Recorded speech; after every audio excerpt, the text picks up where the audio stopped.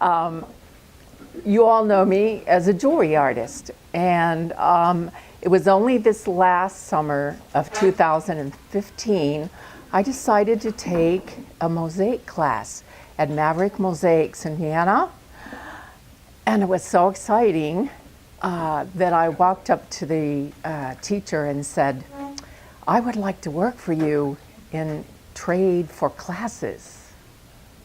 And you know, it never hurts to ask. And she called me a couple months later. Ta-da!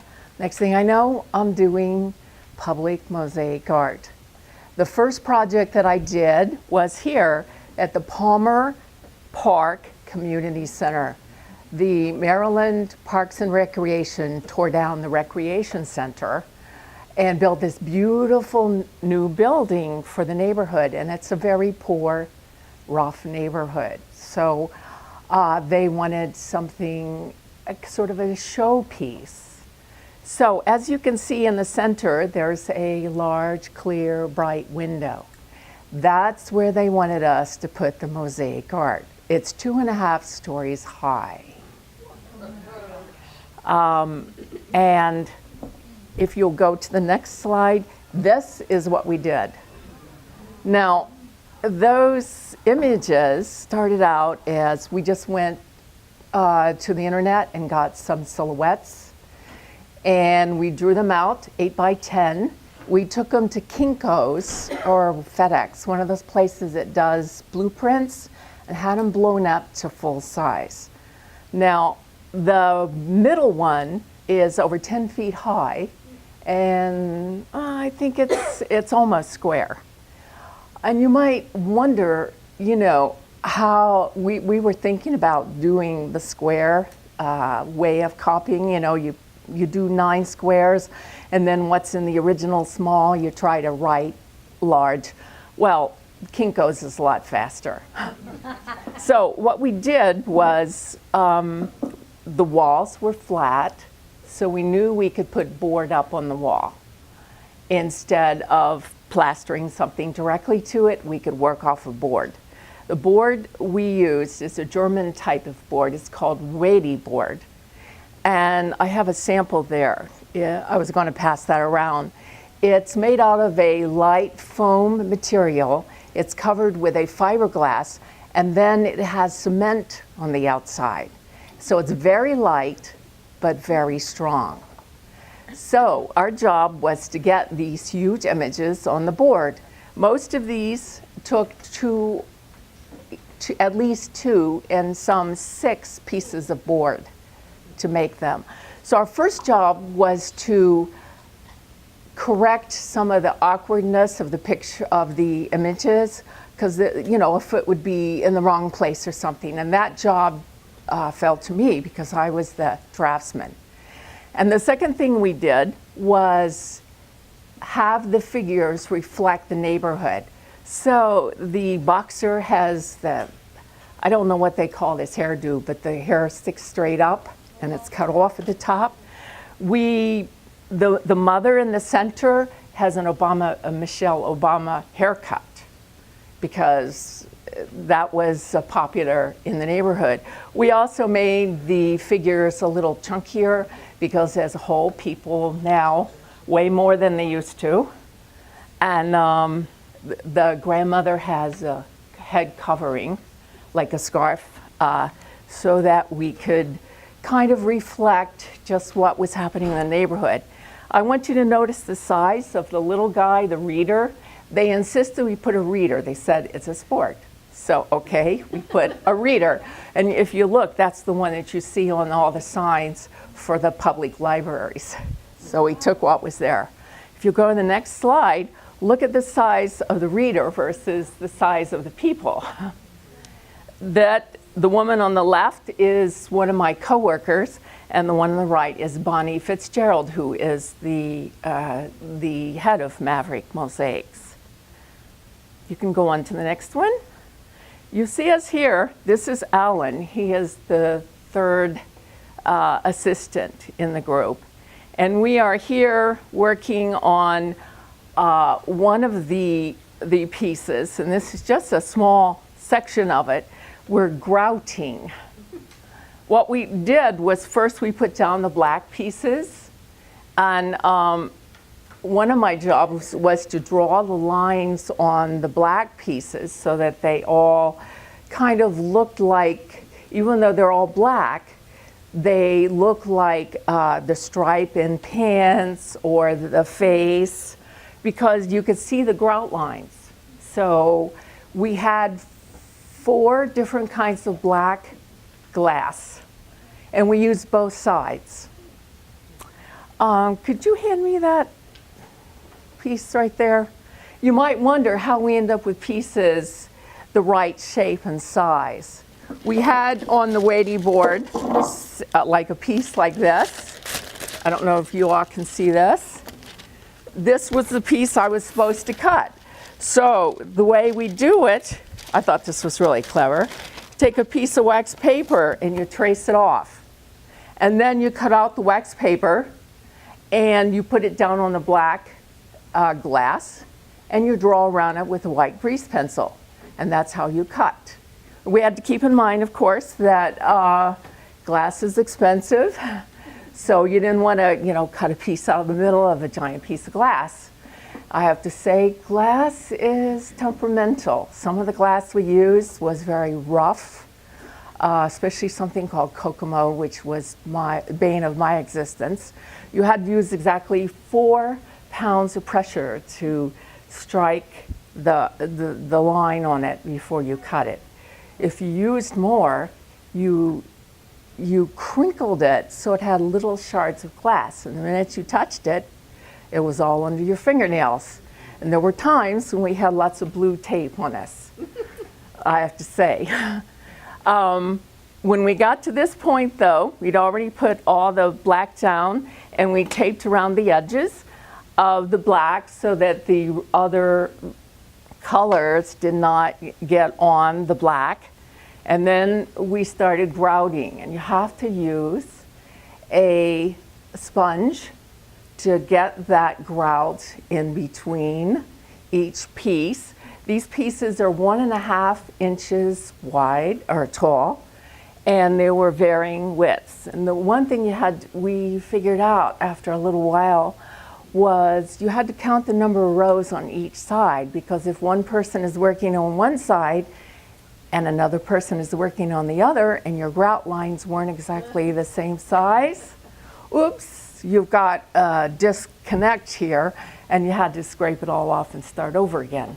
And it was even harder when you had 3 places, like between the father's feet, because you had 3 different sections. And we finally got a very big piece of board to lay across so we could figure it out. If you go on to the next one, please.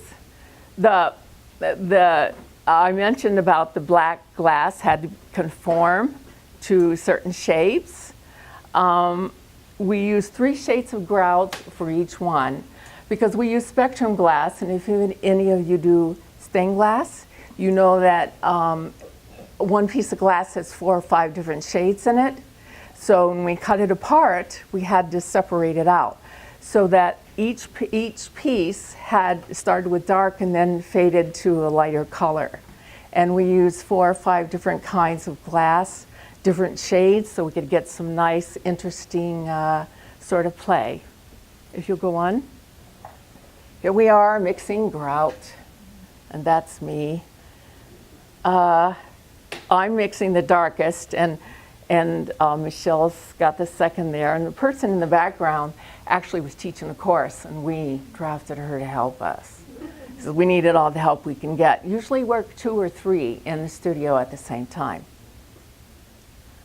And here, I don't know if you can see on the wall there are some little light areas. And what happens is we left a space in the weighty board, and we put in flat washers. And then we put in big bolts that went into the wall. And then we had to use a special epoxy cement to put a piece of glass over it. And then we had to grout it. And then we had to grout between the panels so that there wasn't a white space in between. Okay, the next project, I barely got finished with one, and they called me again. This one was, does anybody here know Susan Gantz? Yes. Okay. Her daughter, Julie, has children in the Drew Elementary School, and they commissioned us to make these beautiful works of art on the back of their little, they called it an assembly area. The school is built in a square, and the inside windows are all floor to ceiling. And they wanted some works of art, so when the children walked around their classrooms, they could look out and see the works of art.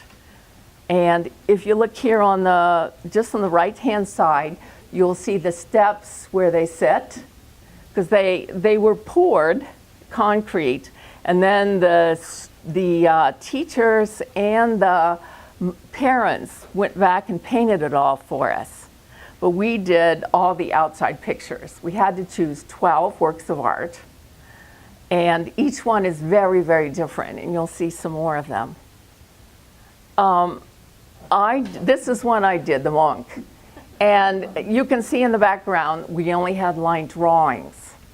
Okay, so it was up to each individual artist to decide how to cut the glass, to sort of get the feeling of the original work of art. And this particular piece drove me crazy because the pieces are very small in the face, and the way we do this is we mount the paper on a piece of cardboard, and then we put contact paper, clear contact paper, sticky side up on top. And then as we cut the pieces, we stick them down on there. Well, I couldn't figure out how to do a face. I'd never done one before. So I'm taking it up and putting it back and taking it out, and pretty soon it's not sticky anymore. So every time you put a piece down, it would move around. The face kept getting all kinds of different expressions. So I ended up putting another piece of sticky paper down so at least I could get the face. This particular piece took 1,208 pieces of glass. And part of the problem was that these benches were all curved. So we couldn't use any weighty board because it's got to fit. And we're talking children here, so you can't have any rough glass edges sticking out. So, you know, no broken pottery or something like that. It had to be a nice smooth surface. Here's the finished image. And the light's not good, but there's a little more expression in the face. Okay, here you can see we have the tape over the front of the pieces. Because as I mentioned, we put the pieces down on the sticky front. What happens is that we take packing tape and we start at the bottom and we put row after row of packing tape to hold the front in place. And then what happens is we're going to cement the wall, and then we peel the back off, and then very carefully we have to push the glass into the cement. So these are getting ready to be installed. Okay, and as you can see here, they're looking a little ragged because we just put them up. And you can see on the right-hand side the cement. That was one of my pieces too, the Keith Haring heart. He's putting up the cement, and he just does half at a time.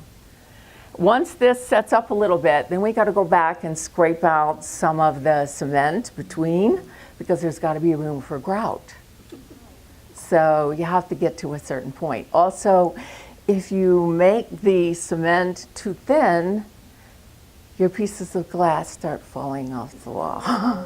And if you make it too thick, it falls off. It dries out too quickly. So there's a really fine line in the consistency.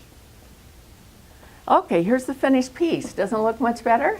Yeah. We use commercial tile around the edges because we didn't want to have to do that. It's not creative, right? So we just put that around the edges to kind of smooth off the edges, but I thought it turned out pretty well. And the herring, I wanted to get a little jazzy with this one. The heart is solid in the painting itself. So what I did was use the stripes and then sort of get creative with the verticals and the horizontals, so it has a little more character to it, because when you're doing mosaics, it's all about the texture and the lines, the interstices between the pieces of glass. So I thought that one turned out pretty good, because it's pretty op art kind of thing, like Roy Lichtenstein, and I wanted to do something a little special with it. And my last one, this is the joke. The Vermeer was the hardest one of all.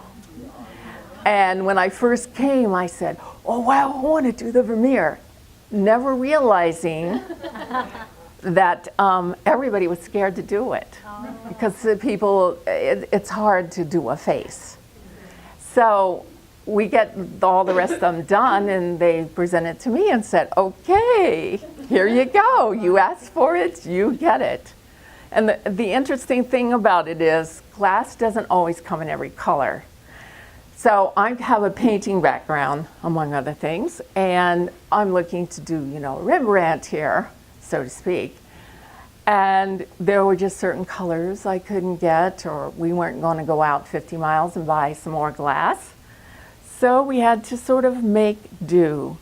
And she fell apart when we were putting her up. And I got a picture of it saying she was in surgery, and there was everybody working on it. But as you can see, it turned out. And the Vitruvian Man, if you look at it, it's little tiny pieces of glass. The man who worked on it did an amazing job for what it is. And the empty space there has an Egyptian piece. And I have to say, we made 2 Egyptian princesses walking. And when we got to this point, there's only room for 1. So we cut our piece in half, and you'll see the next picture. There she is. So it worked out. Thank gosh. Okay. Here's Starry Night. Everybody knows Starry Night, and that we put up with the veneer. Vermeer. Okay. This is the only piece. The Starry Night was the only piece we used that glass saw. Mosaic artists, I found out, don't use glass saws. They use a cutter, a wheel nipper, and a pair of running pliers, and the only thing we were allowed to use besides that was a grinding wheel. Because sometimes you'll cut very close to the size and you find it doesn't quite fit. It's a little too big. You can use a grinding wheel for it, because you can't really, well, maybe Emily can, but I can't cut that tiny little edge off. So we use the grinding wheel. But on this particular case, because we had very big circles, and glass will break on a straight line, we're having a hard time. So we got the old saw out and started cutting. And as you can see, it turned out pretty well. And the last project I worked on, called the Ruins Project, was part of a conference at the Touchstone Center. I don't know if anybody here is familiar with it. It's the Center for the Arts is right outside of Pittsburgh in a very lovely rural area. We were at a symposium conference, and Rachel Sager was there. Rachel Sager is a well-known glass artist, mosaics, and she likes to go out into the woods and get lots of stones and stuff and come back and make mosaics out of it. When she bought her cabin, which was on the Youghiogheny River, she didn't realize it, but there was a whole coal mine, an abandoned coal mine there. So she decided to make it her project, the Ruins Project. And she has decided to make, to decorate the whole ruins with mosaic art. So if you'll go to the next slide, here's another, you see how dismal it is. Okay, so we as a group sat down with her. If you'll go to the next slide, here's a picture of her. She taught us how to use the hammer in Hardy, and this is used for rock, ceramic, not glass, let's say. So this was a whole new experience for me. And I had I had rock pieces shooting across the room for a while till I figured out how to use it. And there's a very special way, so you use your shoulder, not your arms, so that you don't end up hurting yourself. So here are some of our pieces. The one on the bottom is mine. We use an alkaline resistant fiberglass. We put down some cement on it, and then we start cracking our rocks and everything. And my piece is, the green is for the Youghiogheny River, and the other part is brick, and then I've got some little ceramic pieces that look like water. I'm trying to pick up what's happening in the neighborhood. There's another famous artist by the name of Kelly Knickerbocker who came, if you'll go to the next slide. She incorporated some of the pieces that we made into sort of a part of the wall here. And if you look very carefully, there's some light gray around each piece, and that's where it was cemented, because we trimmed the edges and then cemented the wall. And we all went out to the ruins afterwards and put our pieces up on the wall, and then someone else came in and they would fill in between them, so we kind of have a continuous. It looks like it's going to be 100 years or so before we finish this project, but it was fun, so I have an opportunity to go back. And she does allow other people to go, so if any of you have an interest in learning about mosaics, this might be a great place to go. Thank you.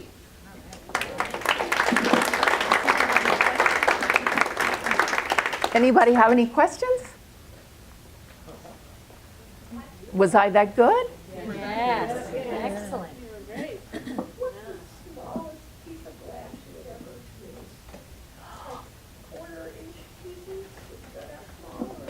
3/8 is the smallest I did. No, I did 1/4 of an inch for the highlight in the eye on the Vermeer. It depends on the size of the work. I mean, there's micro mosaics, so you can go really small with the tweezers, Some of those fit inside a ring. So, How many BJ? hours in like the one at Palmer Park? Palmer Park, I worked for 3 months straight from beginning of September until Thanksgiving, about 32 to 45 hours a week. We needed to be available. There was a deadline. So we got to the point we were so involved in it, some days we'd work 10 hours. And then it's an 1.5 hour drive for me one way. As I understood you, this was on commission? We were paid hourly. Actually, I wanted classes, but she paid me, and then I just had to buy my own classes. But the Parks and Recreation in Maryland paid for the project.